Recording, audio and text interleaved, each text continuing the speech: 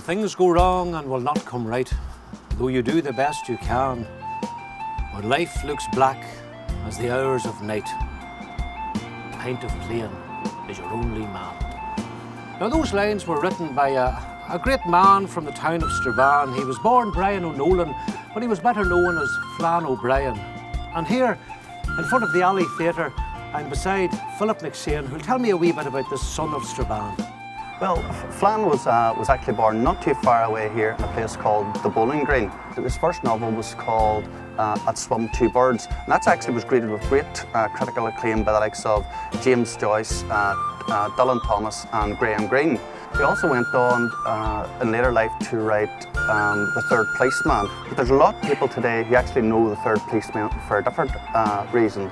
And if you're interested in the American series Lost, that's actually one of those things which actually helped the resurgence in the sale of that particular novel. Yes, and he took a quizzical, quirky look at Ireland and life in Ireland in the 20th century. Yeah, he was a bit of a, there's no doubt about it, he was a bit of a rural genius. There is another one of his novels, Bell Bocht, which was one of the books that he wrote in Irish. It probably ties into this little character here, Ambrose the pig. And then in Bell Bocht there's a character called Ambrose, and this guy's been called Ambrose as well, just because people hold Flann in great reverence. And talking about all creatures great and small, well, this one certainly is great, but I'm sure there are many other stories to tell about Strabane, Philip.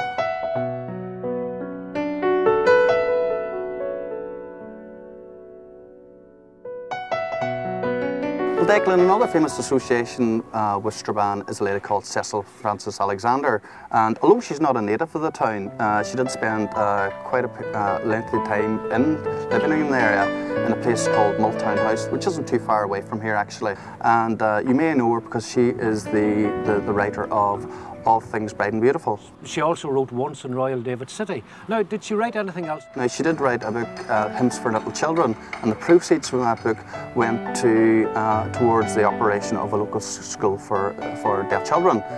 Yeah, and of course her hymns are now part of tradition, and they're of hymn singing in churches not only in Ireland but all around the world, and they all emanated from here, from Strabane. That's absolutely wonderful.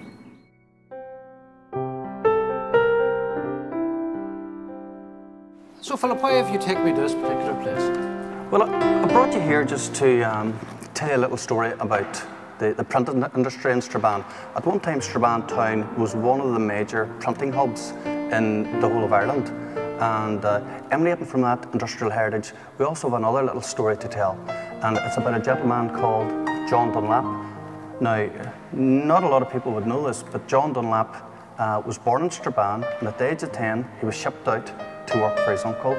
And he went on to later print the American Declaration of Independence, as well as the American Constitution. Well, Strabane is a place full of stories, and you just have to come here and uncover some of them.